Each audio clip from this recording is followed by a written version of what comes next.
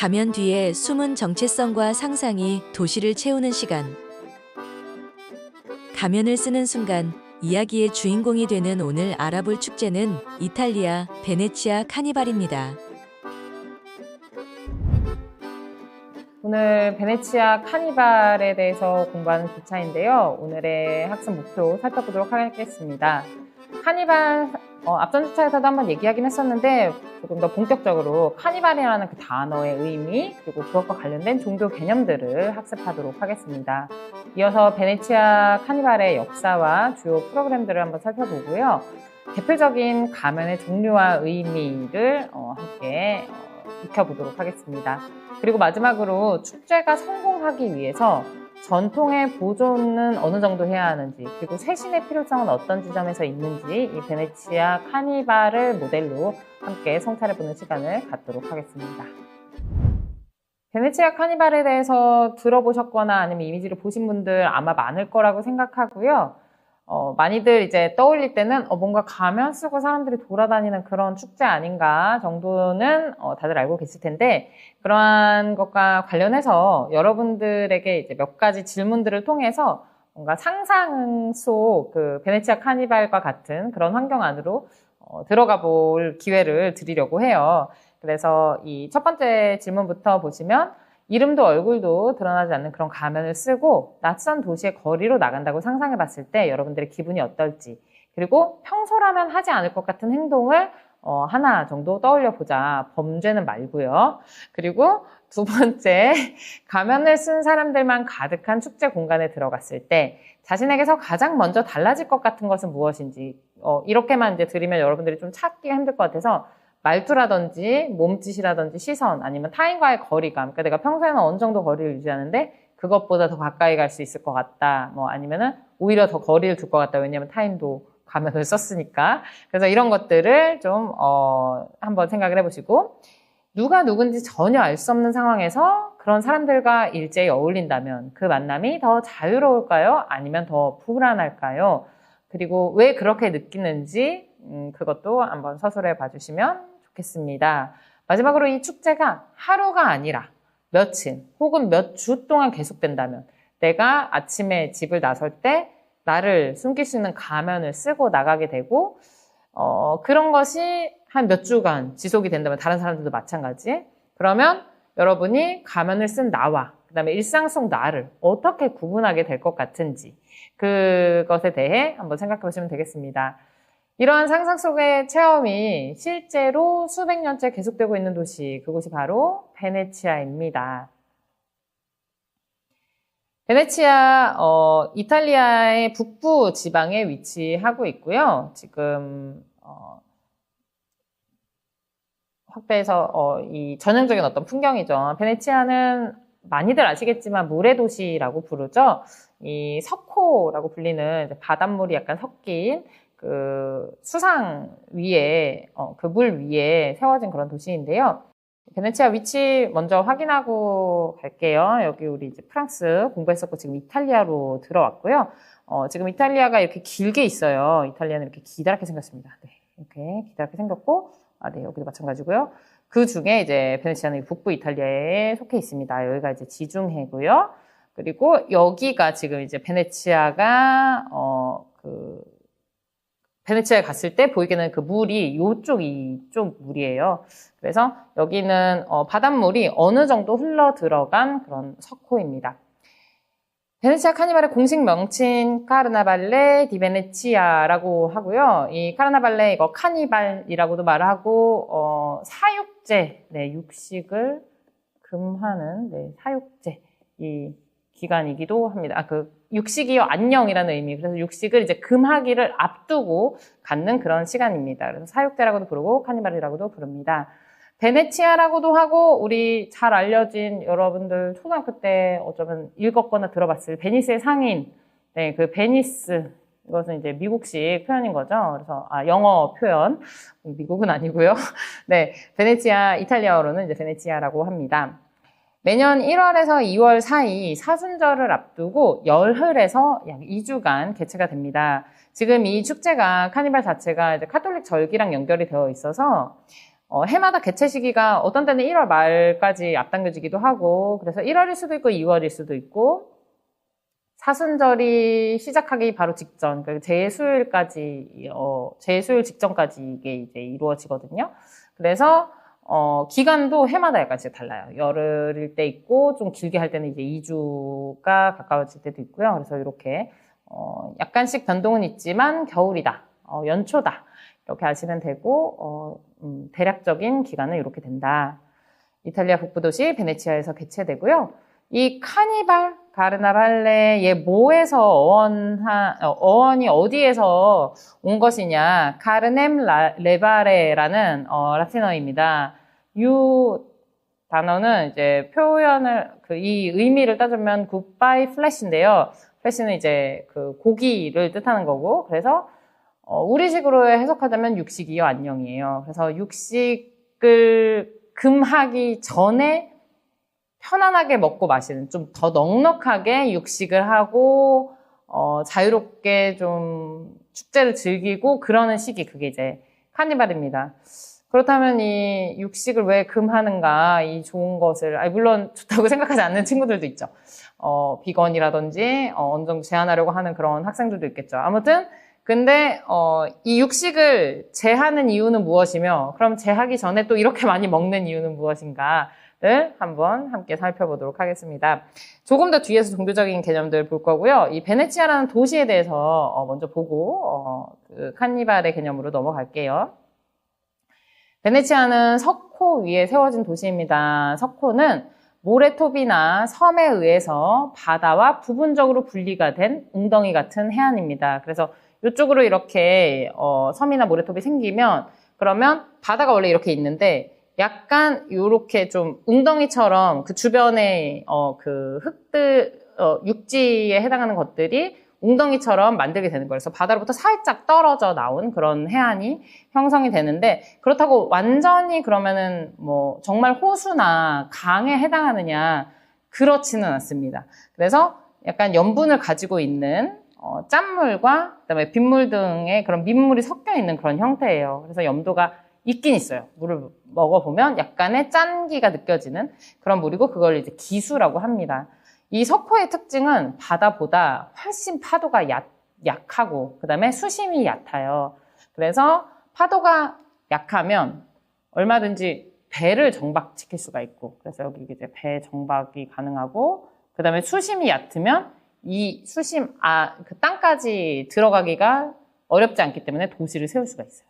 그래서 이게 도시 건설을 가능하게 하는 요인입니다. 도시 건설. 네, 가능하게 하는 그런 요인이에요. 그래서 이걸 이제 우리가 종합해서 도시를 세울 수 있는 조건을 가지고 있는 곳이다. 배가 계속 수시로 다닐 수 있고, 그 다음에, 수심이 얕으니까. 그럼 도시를 어떻게 세웠느냐? 건설 방식은 이 석호의 퇴적층 깊이까지 쭉 나무 말뚝을 박아서 그 위에 건물을 세운 겁니다. 지금 이 단면도를 보시면은 지금 이 위쪽은 불안정한 흙이에요. 그래서 여기는 이제 물이랑 진흙, 그리고 모래 같은 것들이 있어요. 그러니까 이게 지금 다 무너지기가 좋은 그런 불안정한 흙들인 거죠. 근데 여기까지만 지지대를 박는 게 아니라 그거보다 더 깊은 이 하부에는 단단한 점토층이 있는데, 여기는 이제 여기 이 그림부터 여기가 이제 단단한 점토층이에요. 아주 꽉 잡아주는 그런 층인 거죠. 그 지형인 거죠. 그래서 이 안으로, 지질 안으로 뭐 참나무라든지 낙엽송이라든지 그런 이제 단단한 나무 말뚝을 점토층까지 쭉 박고, 그 위에다가 목재판을 세우고, 그 위에 다시 돌을 세우고, 그래서 여기다 이제 돌 기초 작업을 하고 이 위부터 여기가 이제 건물이 되는 겁니다. 그래서 이런 구성을 하고 있고, 이 단면도 지금 여기 보면은 뭐 나무를 이렇게 세우고, 나무 그 기둥을 이렇게 박았다, 이런 것도 이제 영어로 나와 있고, 여기가 이제 물의 높이고, 요 위쪽으로 이제 건물을 세우는 것이다, 이렇게 되어 있습니다. 그래서 지금 겉을 봤을 때는 우리가 요 아랫부분은 안 보이고 여기만 보이는 거잖아요. 그래서 물 위에 떠 있는 것 같은, 도시 전체가 물 위에 떠 있는 것처럼 보입니다. 그런데 이렇게 나무 기둥을 박으면은 이게 지금 세월이 가면은 막 흔들리고 막 썩고 이러지 않나? 라고 우리가 생각할 수 있는데, 너무 놀랍게도 이 석호 바닥에는 산소가 거의 없기 때문에 미생물이 활동하기가 거의 불가능하고, 그래서 이 나무가 거의 돌처럼 딱딱해지는 그런 효과를 낸대요. 그래서 이렇게 물론 조금씩 이제 뭐 베네치아 가라앉고 있다, 침식되고 있다, 뭐 이 수면이 이제 계속 올라온다 이런 이야기들이 있긴 있는데 약간 우리가 생각하는 것처럼 뭔가 바다에다가 나무 말뚝 박고 그 위에 건물 세우면 되게 불안정할 것 같은데 라는 그것이 사실이 아닌 이유. 여기가 이제 거의 나무로 박았지만 돌처럼 단단해져서 점토층이랑 맞물려가지고 좀 아주 단단한 그 지지층을 만들게 되는 그런 형태라고 합니다. 그래서 우리가 여러분들이 보시게 되는 그 베네치아는 요 위쪽이 되는 거죠. 네, 그럼 사진으로 한번 살펴보도록 하겠습니다. 저는 베네치아를 어쩌다 보니까 3번이나 갔어요. 한 번은 제가 그냥 가고 싶어서 관광으로 갔었고, 다른 때는 어떤 분이 이제 가자고 해가지고 같이 가기도 하고 그래서 3번을 갔는데, 겨울에 1번, 겨울에 2번, 여름에 1번, 이렇게 방문을 했었습니다. 근데, 정말 그때 이렇게 다니고 나서, 봄이랑 가을에도 꼭 와보고 싶고, 가능하면 이 도시에서 1년 이상 살아보고 싶다라는 마음이 들 정도로 너무나 매력적인 그런 곳이었어요. 근데 처음에 갔을 때는 엄청 불편하다고 느꼈었습니다. 왜냐면은 육지인이기 때문에 배를 타거나 이런 것들도 이제 익숙하지가 않고, 뭐 배를 타는데 배멀미가 있거나 그런 건 아닌데, 이를테면 우리가 이제 육로를 이용할 때는 이 길에서 저 길 너머로 가려고 할 때 그냥 횡단보도를 건너가면 된단 말이에요.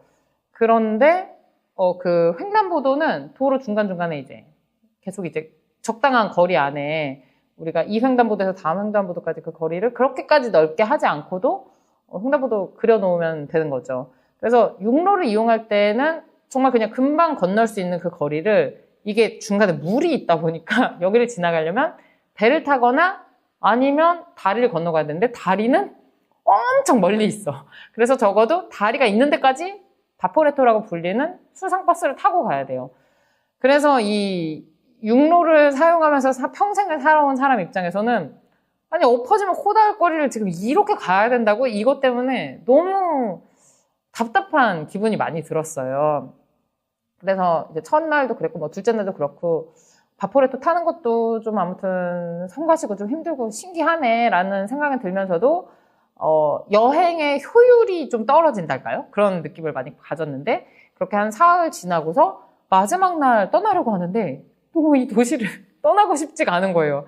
그래서 너무 되게 불편하다고 생각했는데 왜 이렇게 가기가 싫지? 이런 생각이 들었고, 그 후에 이제 여름에도 한번 방문을 해보고 하면서는 완전히 정말 이 도시에 너무 매료가 돼서, 일단은 그 물이랑 항상 이제 같이 있기 때문에 어디를 봐도 물이 있거든요. 어디를 봐도 물길이 계속 이렇게 흐르고 있는데, 그냥 그 풍경이 주는 감각적인 아름다움이 너무 컸던 것 같고, 그리고는 어쩔 수 없이 계속 길을 돌아가야 되는 상황에서 이 도시를 구석구석 발견하게 되고, 내가 살아가는 그 리듬 자체도 굉장히 느려져요. 그런데 그 사흘이 너무 나한테는 컸던 거였던 거죠. 그래서 근데 많은 사람들이 그 얘기를 해요. 처음에 베네치아에 오면 불평을 하고 3일 뒤에는 떠나기가 싫어진다고. 근데 정말 저도 그거를 이제 제가 막 진짜 처음에 불편했는데 가기가 싫네요, 이런 얘기를 이제 같이 그 숙소에서 머무는 사람들한테 했는데, 그 숙소의 그 사장님이 원래 베네치아가 그런 곳이다 이렇게 하면서 그런 얘기를 해주시더라고요. 그래서 이 관광업계에서는 알려준 어떤 문장입니다. 왔을 때는 불평하지만 지내다 보면 이제 너무 좋아서 살고 싶은 그런 곳이 된다. 이 산마르코 광장입니다. 네, 여기 지금 이 풍경을 보면 베네치아구나 라고 아셔야 돼요. 아실 수 있어야 됩니다. 보면 이렇게 이제 네모난 이런, 완전히 네모나진 않고 이쪽에서 봤을 때 이렇게 네모나고, 여기 이제 직사각형의 이런 광장이 있습니다. 그리고 광장 안에 이제 첨탑이 있고요. 이 광장의 이름이 산 마르코입니다. 산 마르코. 그래서 이렇게 쓰게 되고요. 네, 산마르코 광장이고, 이 광장 끝에 이 첨탑, 그 광장에 첨탑이 있는데 첨탑 끝에 황금 천사상이 매달려 있고, 그리고는 지금 주변으로 이렇게 젓갈색 이 지붕에 집들이 가옥이 쭉 늘어져 있잖아요. 근데 색깔이 거의 다 비슷하죠. 그래서 이 사진을 봤을 때 알아보기가 쉬워요. 그러니까 여기 베네치아구나 라고 알아볼 수 있는 것이, 바로 이렇게 물 바로 옆에 이런 광장, 그리고 첨탑, 그리고 젓갈색 지붕으로 뒤덮인 도시. 여기를 보면 아 베네치아구나 라고 알아보실 수 있다면 뭐 소위 말하는 유럽에 대한 어떤 교양이 있는 사람, 좀 본데가 있는 사람 이렇게 되실 수 있습니다. 네, 산마르코 광장 광장 안에서 찍은 사진이고요. 여기 아까 위에서 봤던 그 첨탑의 꼭대기에 있는 이 황금 천사상입니다. 이 안쪽에 여기는 지금은 이제 뭐 카페나 상점 여러 가지 이제 부티크들이 자리를 잡고 있고 기념품점이라든지 그런 것들이 있고요. 그리고 이게 이제 낮의 풍경이고 그리고 밤 풍경은 이렇게 됩니다. 이 지금 여기에 놓여있는 이 가로등은 19세기 스타일이에요. 실제로 19세기에 이제 만들어진 그 가로등을 그 개조해서 유지하고 있는 경우들도 있고, 이제 너무 낡은 경우에는 철수를 했는데 원래 그 형태로 유사하게 이제 만들어 놓은 그 가로등입니다. 지금은 당연히 전기를 사용해서 쓰고 있는 가로등이고 19세기에 처음 세워졌을 때는 전기가 없었으니까 가스등으로 된 가로등이었죠. 그래서 원래 가스등 가로등이었고 가스등은 프랑스도 이제 그 19세기 때 이 가스등 그 가로등이 많이 있었어서 제가 그 당시에 그런 뭐 그림이나 이런 걸 통해서 이제 그 가스등에 불을 켜는 사람들의 이미지를 많이 봤는데 굉장히 아름다워요. 그래서 지금도 근데 사실은 그냥 우리가 살고 있는 이 도시에서도 딱 여름 밤이나 이럴 때 어느 순간 가로등이 동시에 딱 켜지잖아요. 그러면 저는 그 순간이 아무튼 너무 좋더라고요. 되게 낭만적인 것 같기도 하고 뭔가 누군가 날 위해서 불을 켠 것 같기도 하고 자의식 과잉으로. 그런데 지금 이렇게 동시에 딱 불이 들어오는 이것도 이제 아름다운데 어둠 속에서 갑자기 빛이 짠 하고 동시에 들어오는 거. 근데 이 가스등은 어떻게 켜냐면 보통 이제 자전거를 타거나 그런 사람들이 이제 돌아다니면서 기다란 막대기를 가지고 있어요. 엄청 높이까지 댈 수 있는. 그래서 그 끝에 이제 불이 달려있고 약간 성화처럼, 근데 그거보다 이제 훨씬 큰, 그걸 이제 들고 있고, 그러면서 이제 그 가로등을 다니면서 이렇게 계속 촛불을 붙이듯이 불을 붙이고 다니는 거예요. 그러면은 그 가스등에 불 붙인 사람이 이동하는 데마다 밝아지고 또 이쪽으로 와서 불 붙여놓고 밝아지고 이렇게 계속 이동하는 그런 풍경을 연출하게 되거든요. 지금은 그런 풍경은 아니지만 그때 가스등이었던 것을 이제 전기식으로 바꿔서 19세기의 그 풍경을 그대로 건축적으로는 그대로 유지하고 있는 그 산마르코 광장의 모습입니다. 19세기의 그 베네치아는 베네치아 공화국이었던 시대가 이제 저물고 오스트리아 제국이 통치하던 그 시기였어요. 그래서 그때 이제 많은 부분들이 이제 만들어졌는데 이런 장식적인 19세기의 가로등이 현재까지 남아 있습니다. 우리가 이제 유럽을 되게 가고 싶어 하고, 유럽은 너무 예쁘고, 가서 그냥 어디서 사진을 찍어도 왜 이렇게 잡지 사진처럼 나오냐, 이런 얘기들을 하는데, 그런 게 사실 여기에 있어요. 그러니까 19세기면 도대체 언제 엄청 옛날이잖아요. 그런데 그렇게 뭔가 건축적인 장식미가 있었던 그런 시대의 것을 지금 20세기로 넘어온 뒤에도 막 부수지 않았어요. 그것의 아름다움을 많은 사람들이 이제 인지를 하면서 그걸 최대한 그대로 보존을 해서 지금 이 시대로 넘어오려고 애를 썼거든요. 그리고선 20세기 넘어가면서부터는 이게 엄청난 관광 상품이 된다는 걸 체득하게 되었고, 그러니까 더더욱 이거를 이제 지키려고 하는 거죠. 그래서 우리식의 그 도시 개발과는 완전히 다른 것 같습니다. 우리도 지금은 이제 많이 이제 보존하려고 하는 그런 경향들이 생겼는데, 우리는 사실 20세기 중반부터 모든 것을 20세기 우리가 정쟁을 겪기도 했고 아무튼 중반부터 모든 걸 새롭게 만들자. 우리 뒤처지면 절대 안 돼. 이런 마음으로 신기술, 온갖 종류의 뭐 최첨단, 더 높은 건물, 서구식 건물이라고 부르는 이런 것들을 막 세우는데 혈안이 되어 있었고 지금도 사실 새롭게 뭐 어떤 기술 만들어졌다. 요새는 이런 건물을 짓는다라고 하면 그런 것들을 어떻게든 내가 있는 그 도시 안으로 끌어들이려고 위정자들도 그렇게 노력을 하고 시민들도 그런 것들을 굉장히 좋아하죠. 엄청 신식 건물로 된 그런 주거지도 좋아하고 그런 학교도 좋아하고 그렇긴 한데 계속 그런 식으로 이제 신식으로만 계속 가면 이런 분위기는 절대 나오지 않죠. 그래서 우리는 결과적으로는 그래서 되게 K 정체성을 가지고 있어요. 뭔가 항상 새롭게 도시가 뭔가 새로이 진화하듯이 자꾸 바뀌는 그런 풍경을 갖게 됐는데 약간 유럽은 우리와는 달리 계속 보존하고 지키고 유지하려고 한다. 어떻게 하면 이렇게 보수해서 쓸 수 있을까? 이런 것들을 생각을 많이 하고 있습니다. 그래서 가로등 하나에서도 그런 것들이 이제 느껴지고, 그런 그 사람들의 의식이나 그 시의 입장을 우리가 확인을 할 수가 있고요. 그리고는 네, 곤돌라입니다. 유명한 배죠. 네, 이 기다란 검정색 배고요. 뭐 한 명에서 한 4명, 많게는 6, 8명도 타는 것 같아요. 이 곤돌라와 이 뱃사공, 이 줄무늬 티셔츠를 입은 뱃사공, 네, 전형적인 베네치아의 풍경이죠. 그래서 이 노를 젓는 그 뱃사공인데요. 예전에 그 비정상회담에 나왔던 이탈리아 대표 알베르토가 이 뱃사공이 되기가 굉장히 어렵다 이런 얘기를 방송에서도 한번 한 적이 있는 것 같더라고요. 근데 실제로 이 뱃사공이 정원이 정해져 있어요. 이 시에서 관리를 하거든요. 그래서 정원이 한 400에서 430명 정도로 제한이 되어 있어서 결원이 발생해야만 충원이 되기 때문에 늘 TO가 많지 않습니다.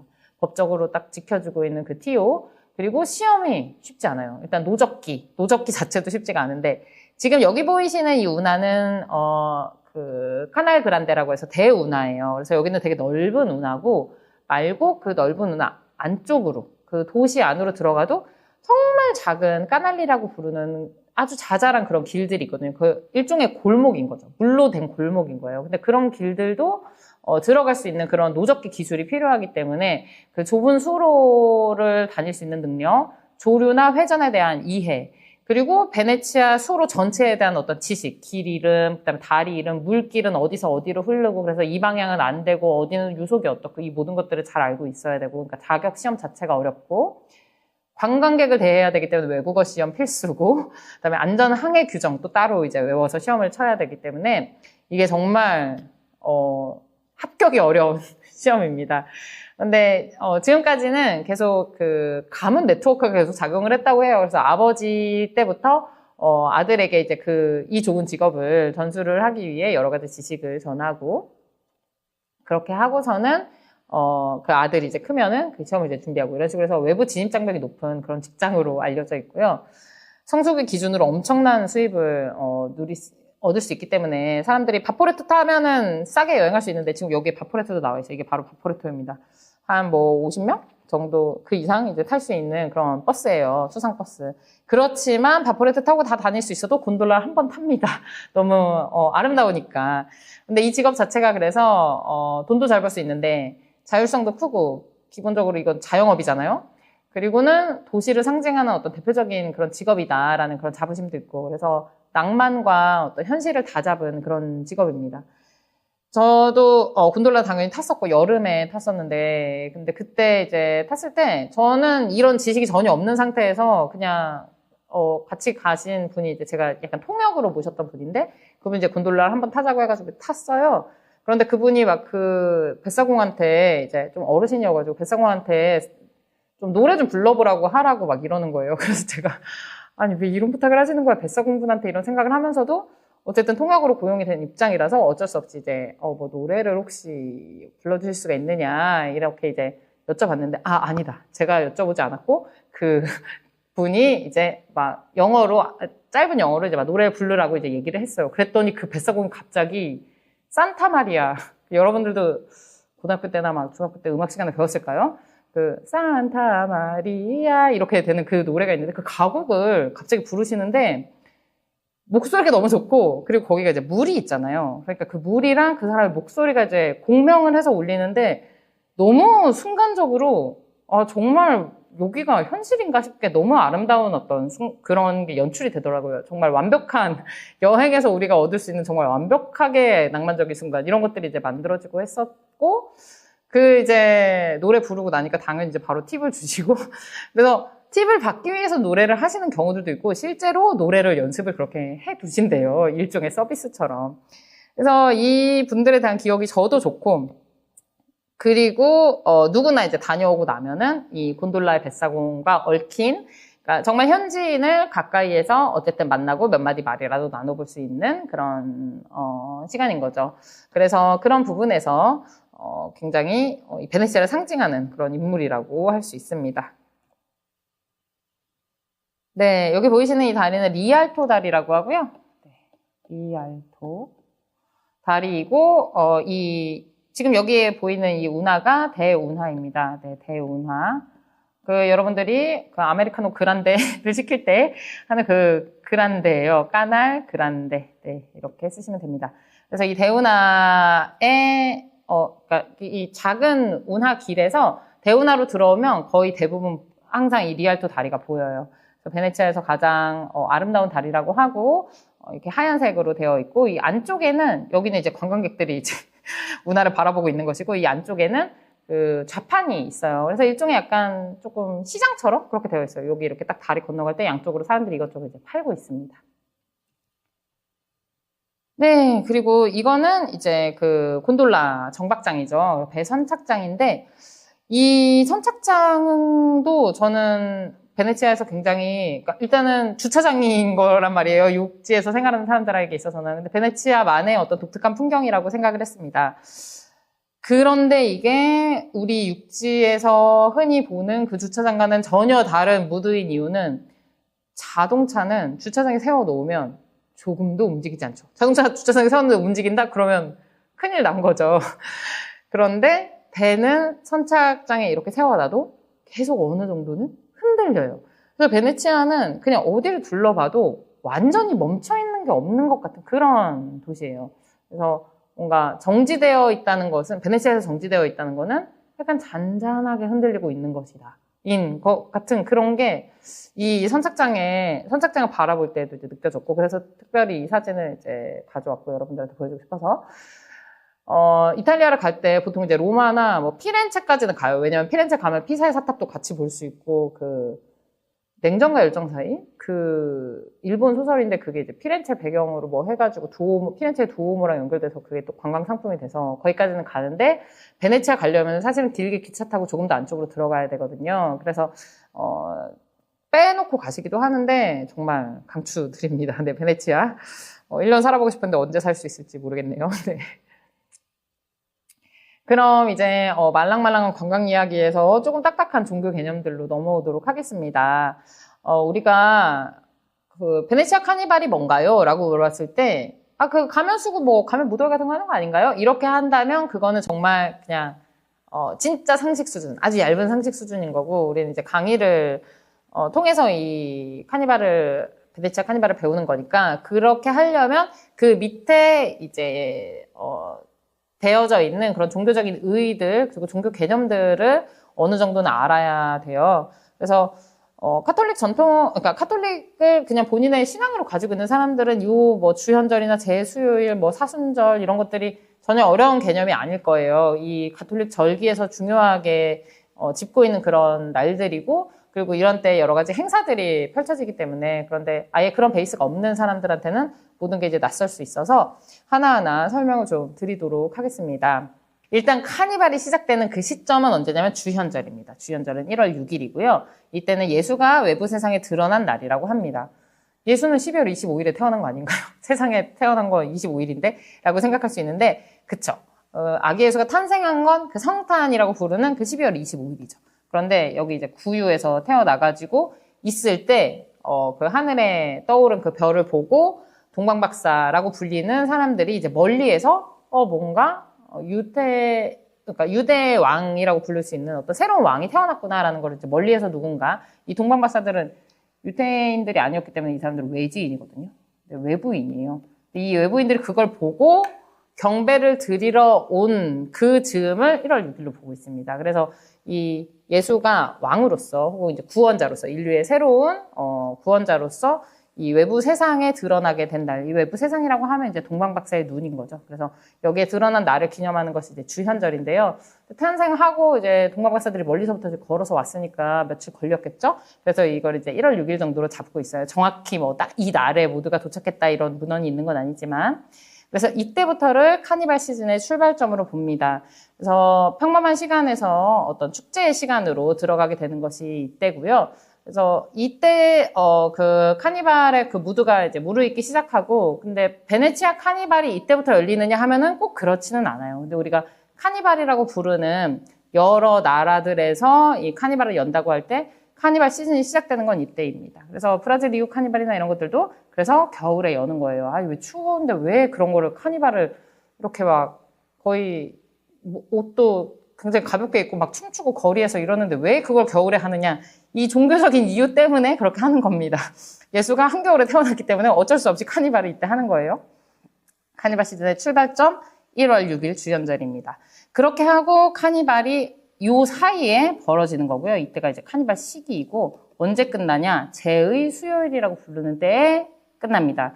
이 제의 수요일 이전에 끝나요. 이게 이제 사순절의 시작일이라고 부르고요. 그래서 제의 수요일부터 쭉 부활 전까지가 사순절이라고 불리우는 그 가톨릭 절기예요. 그래서 이게 카니발 종료일이 됩니다. 여러분들이 이제 꼭 알아둬야 되는 것은 카니발이 요 사이에서 일어난다. 주연절을 시작으로 제수요일 이전에 끝난다. 사순절 들어가기 전에 끝난다. 그때 카니발이 열린다. 요거를 이제 핵심으로 아셔야 돼요. 그럼 제수요일은 또 뭐고 사순절은 또 무엇인가? 예수가 이제 처음에 태어나서 한 30 될 때까지는 그냥 이제 묵수로 살았어요. 아빠의 그 과업을 물러받아서 본인은 이제 그냥 묵수로 살아가려고 했는데 말하자면 신의 아들로 태어났기 때문에 예수 자체가 처음부터 이제 구원자 혹은 이제 왕 메시아의 운명을 타고난 사람인 거죠. 그래서 이 예수가 그 인류를 말하자면 구원하기 위해, 물론 이거는 이제 종교적인 신앙을 가진 사람들에게 해당하는 거지만, 아무튼 이 성경에, 카톨릭 성경에 따르자면 인류를 구원하기 위해서 이 공적인 사역, 이거를 이제 공적 사역이라고 부르는데, 공적 사역, 그러니까 약간, 이 히어로란 말이에요. 그죠? 성인이죠. 공적 사역, 인류 구원이라는 이 빅 프로젝트, 이것을 시작하기에 앞서 40일간 광야에 나가서 금식하며 사탄의 유혹을 견딘 그 시기가 있습니다. 그래서 이제 큰 일을 하려면 그 전에 단련되는 그 시기가 필요한데 그게 카톨릭 안에서 이제 사순절에 해당하는 거예요.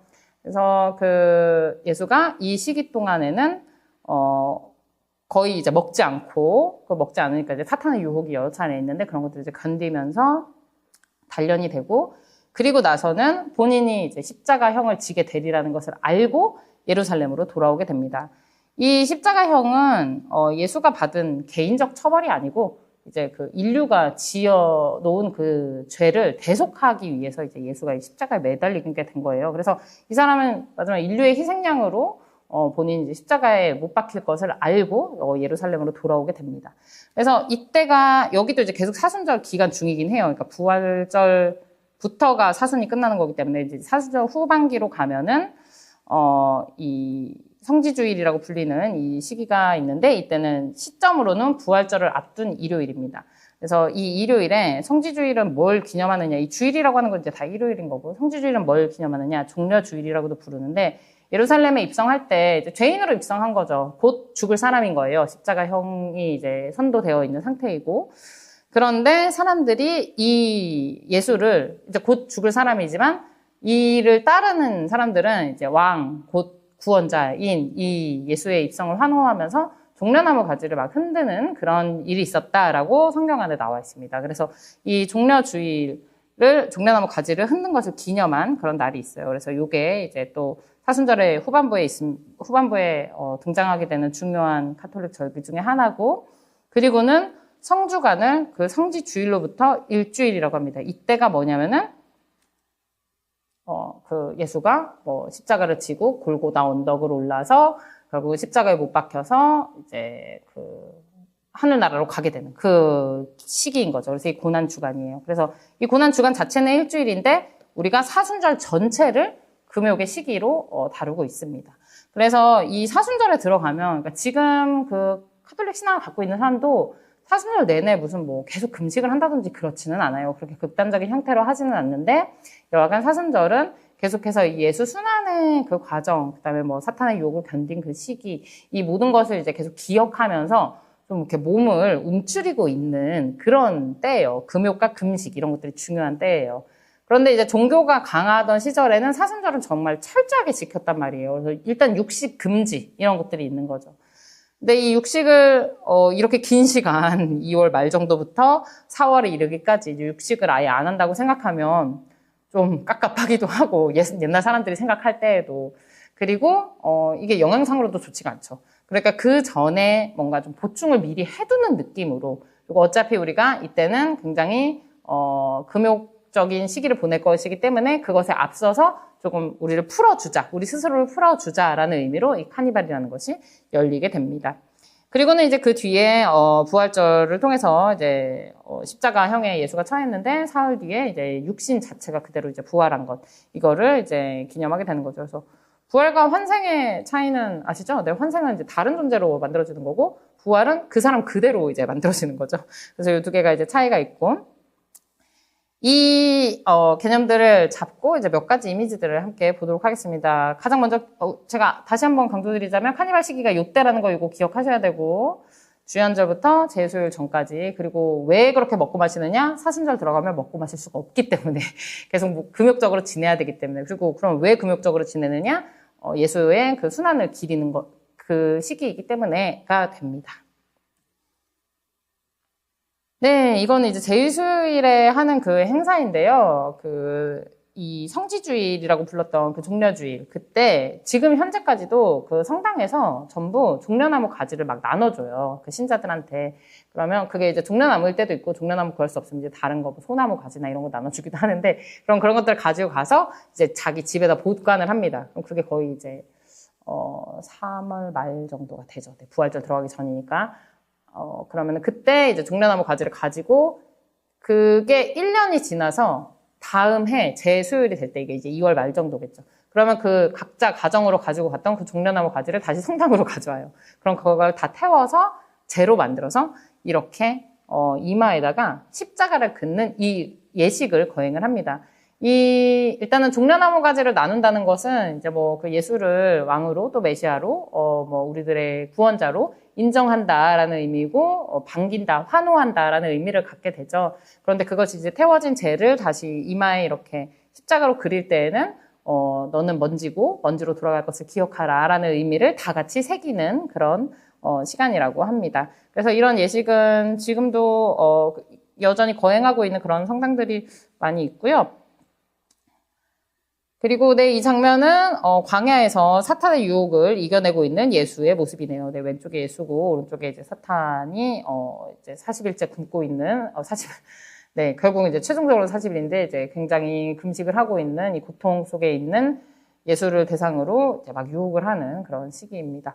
이걸 그린 종교화는 굉장히 많아요. 그래서 여러분들 유럽 여행 다니시다 보면 박물관이나 미술관이나 들러서 이런 종교화를 많이 보게 되는데 약간 유사한 장면이다 그러면 이게 사순절 예수가 광야에서 이거구나 이렇게 이해하시면 되겠습니다. 네, 사탄의 유혹을 견디고 있는 예수의 모습입니다.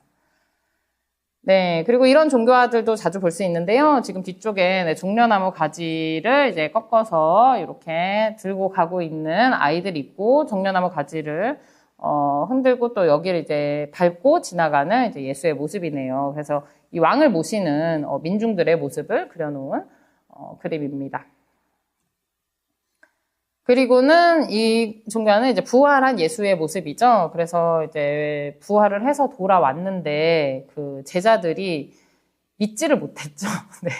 제자들이 믿지를 못해서 지금 본인의 손 그리고 옆구리에 상처, 십자가에 못 박혔을 때 이제 이 예수가 죽었는지 확인해 보기 위해서 이제 옆구리에 이제 상처를 내는 그런 장면이 있거든요. 그 성경 안에. 그래서 그런 상처를 보여주면서 자기 제자들에게 본인이 실제로 육신이 부활한 예수인 것을 이제 보여주는 그런 장면입니다.